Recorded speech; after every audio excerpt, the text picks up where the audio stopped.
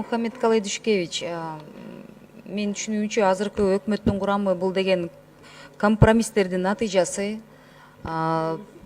Полностью сиз өзүңүз түзгөн эмессиз деп ойлойм. Ошондуктан менде суроолор бар. Анан бул жерден бир-эки суранычта ушул Айыл чарба министрлигинде Нурбек мырза деген жакында эле экөөбүз сүйлөшкөнбүз да, зам министр Чодуев менен зав отдел Беккулиева деген эки бир кызыктай адамдар иштейт экен. Минсельхоздун астында проектлерге жол бербейт. Эски совет системасы менен астыга заманбап системасы менен жылгысы келишпейт. Бизнес ассоциациялар менен иштегиси келбейт. Ошол жакта проблемалар чоң. Если будет интересно, дагы жолугушуп мен түшүндүрүп берет элем да. Жалобалар түшкөн. Бул биринчи. Экинчи,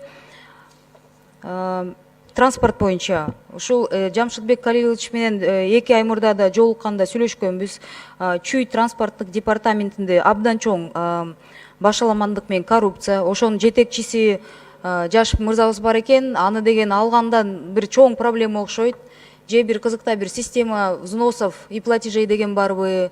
Жөнөкөй мындай ишкерлерди тоноп көнүп калыштыр, айдоочуларды тоноп көнүп калыштыр. Ошону тазалагыла деп сурансам, сөз берген 2 айдан бери сөзүн мындай аткара албай жатат. Андан тышкары дагы эме боюнча да, сапат боюнча. Мына Бакыт Нуржанович деп айтып атасыздар, жаңы эле түшүндүрүп жатты Госкомитет по информационным технологиям. Уголовный дело козголбоду беле? 1,5 миллион деген чоң сумма, мамлекетке чоң мындай ущерб келген. Ошол иш боюнча азыр эмне болуп жатат? Мен тактап коеюн, урматтуу Валерия Журалбековна. Действительно, иштер козголгон, бирок ал иштер боюнча азыркы убакта мен свидетель катары кетип атам.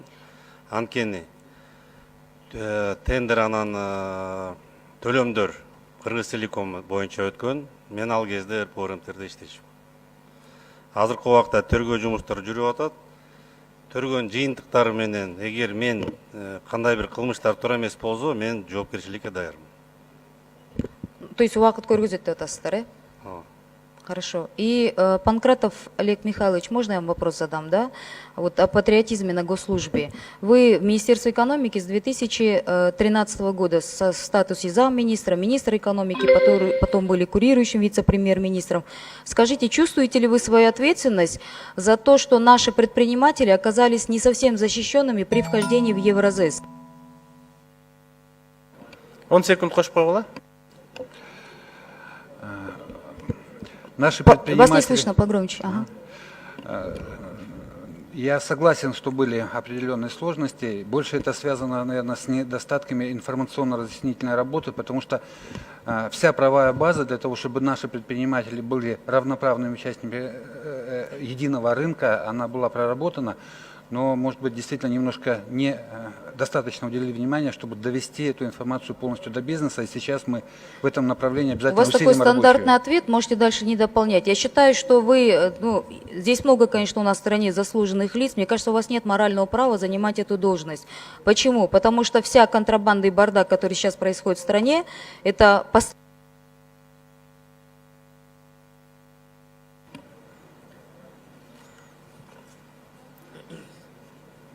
Жооп бересиздерби?